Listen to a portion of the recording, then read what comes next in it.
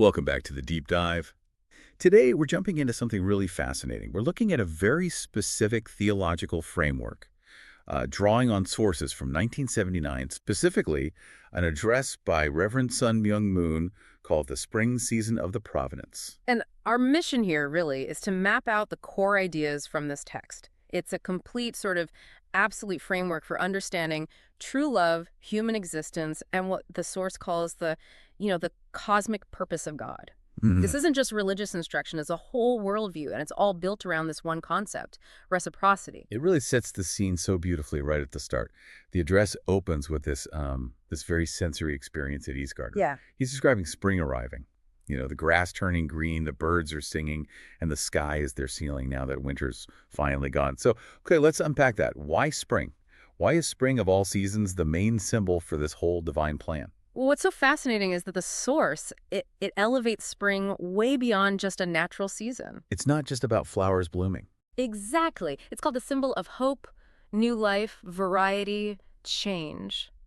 But structurally, it's more than that. It's the central activation point for all of creation. Spring isn't just a time of year, it's an impulse. I did notice that. Yeah. The speaker describes how all of creation, the flowers, the butterflies, even the earthworms, Mm-hmm. they're all rejoicing, but not just for themselves. It's for us, Yeah. for humankind. It feels like creation isn't just a backdrop, it's an active participant. It's actively setting the stage. The source argues that the common purpose behind all this life and joy is the desire for love, for life. Creation is basically performing this grand piece of music, and the theme of that music, the destination, is love in its purest form. And that really sets up the whole rest of the address, doesn't it? It moves right into defining that love. Immediately. Let's talk about that definition, especially the universal nature of it. According to the address, the early bird isn't just singing to defend its territory. Or for food. Right, or for food. Yeah. Its song is a call for love, for its mate. And that biological drive, that pull towards a partner, is just mirrored and magnified in the human experience. The source says our entire lives are embroidered by 4 kinds of love songs. 4 kinds. Yeah, think of them as the 4 acts in any great human story. The joy of meeting someone, the love of living together, the sorrow when you part, and then that heartache of missing each other. All of our stories are woven from those threads. That's a really structured way to think about it. But then he brings God into the picture. So we have family love, national love, world love. But then he adds the most essential one, the love of God. And that love, it seems, can only be completed through perfect human relationships. Which brings us back to that key word. Reciprocity. This is critical. The source states very emphatically that the world of love is a reciprocal world. It needs a subject and an object, a giver and a receiver, a partner. And it's very direct about this. To retreat from this world, to choose to live as a single person, well, that's seen as retreating from the very essence of love. That is a very challenging standard, especially today when independence is so often celebrated. It absolutely is. And to really hammer this home, the address uses this very memorable analogy. The lovebirds. The lovebirds. It describes going into a pet store and buying 2 male lovebirds. The source says this whole thing would feel awkward, dry, unnatural. The salesman would wonder if you were okay, because that pair can never create the song of ecstatic joy. It's a stark illustration of that required polarity, isn't it? It is. And we should be very clear here, for you listening, that this is where the 1979 address makes its specific critique of the culture at the time. The analogy is used to say a reciprocal partner of the opposite gender is essential. The text explicitly notes what it calls the growing trend in America, where men actually want to marry men and women want to marry women, and it calls this unnatural from its theological standpoint. Because for this entire framework to work, that male-female polarity is it's non-negotiable. It's the only way to complete what it calls the divine love equation. Correct. It defines the absolute boundary. And that boundary leads right into the next big idea. The supreme absolute power of this kind of love. This is where it gets really, really interesting. Because the source suggests that this absolute love can transcend literally anything. Appearance, odor, even the setting. The examples are so vivid, they're almost designed to be a little shocking, to get you to understand the level of commitment required. Like the husband and wife who've been separated for a long time. Right. The husband comes back, he's unbathed, maybe smelly from his journey, and the source asks, would the wife make him go wash up before she greets him? And the answer is, A hard no. Absolute love demands total acceptance. The point being that the external things, the conditions, the location, the smell, they just become totally irrelevant. Exactly. It even uses examples of intimacy, like a couple sharing a bathroom, cleaning each other up. The setting doesn't matter. The source says God would be excited and uplifted by that kind of love, whether it's in a garden, a mansion, or just a simple bathroom. That unreserved reciprocity is the key. It's the key to the divine. Okay, so this leads to a pretty critical question. If this love is so central, when does God actually, dwell with a person? This brings us back to the idea of unity, which is so central to the movement's principles. God dwells only under very specific two-part conditions. Two parts. The first step is internal. An individual's mind and body have to be unified, like a perfect subject and object. But, and this is critical, God only fully dwells when that internal unity becomes external. When man and woman are united. When they're united in that reciprocal action of absolute love. So by this definition, a single person, someone who isn't in that reciprocal relationship, is considered incomplete. So the physical union here isn't just about procreation or companionship. Yeah. It's the required vessel for the divine presence. The couple's love literally creates the dwelling place for God. Precisely. The goal isn't just to be a good individual on your own, it's to build that perfect reciprocal partnership.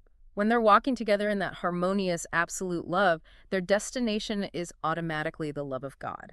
And then this whole theology of perfect, harmonious love is contrasted so sharply with this profound tragedy, God's own heartbreak. Mm-hmm. The pathos here is immense. If God is one, and he's been singing this song of love alone for millions of years, the source just asks, must he be a crazy God? And the source of that loneliness is man's betrayal, the fall, which is defined here as the misuse of love. That betrayal shattered the object of God's perfect love and left him alone. And to illustrate this pain, the source uses that devastating analogy of the rich man who built a fabulous mansion. The universe. For his bride, right. Only for her to betray him and run away before she ever even moves in. And that's where the gravity of it sinks in. Mm-hmm. That beautiful mansion, the universe, should have been a source of infinite joy for God. But instead, because his loved one is absent or broken, it becomes a source of unbearable pain.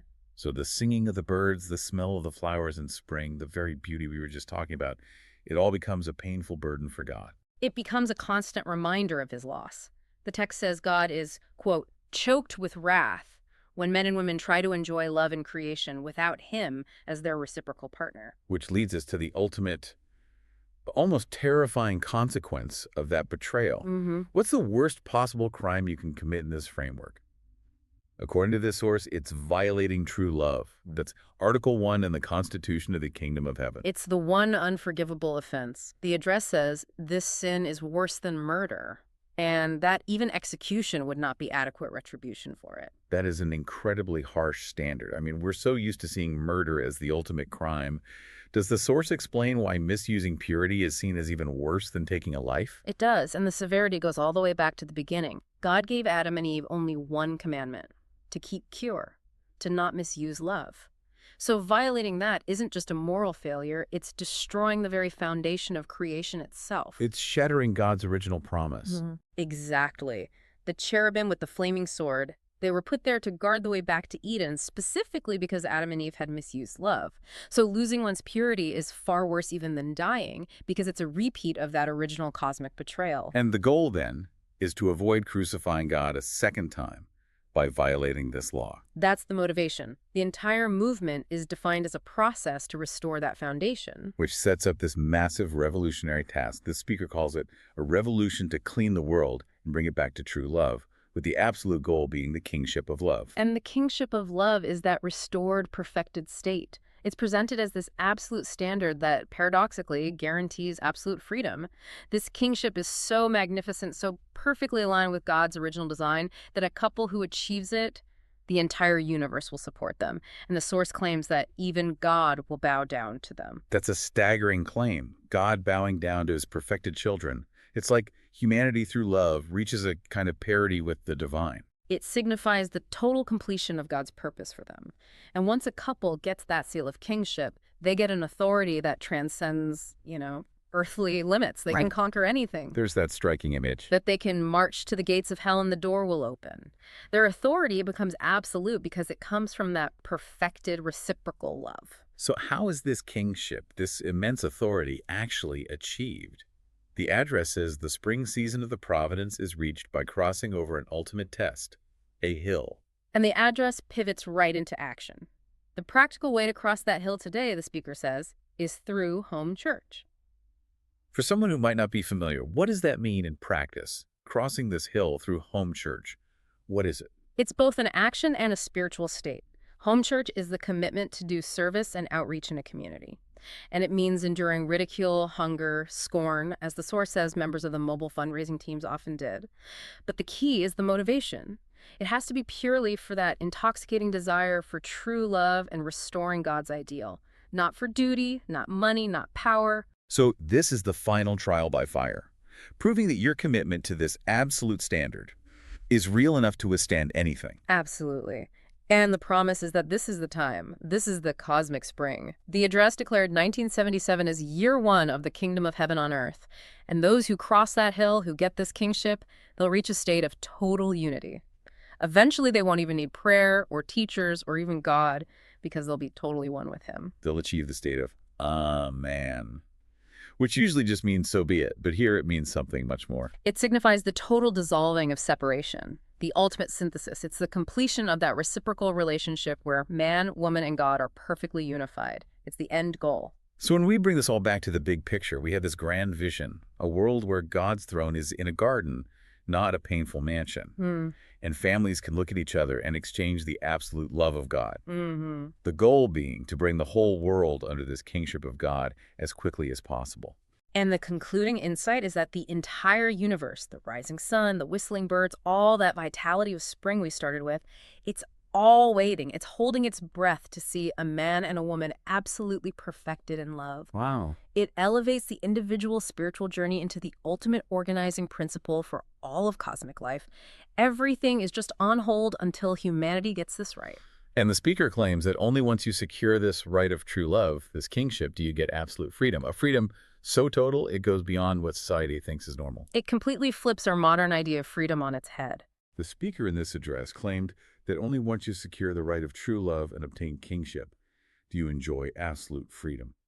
Even to do something weird, like a heavy man riding his slender wife like a horse, and God will still find it beautiful.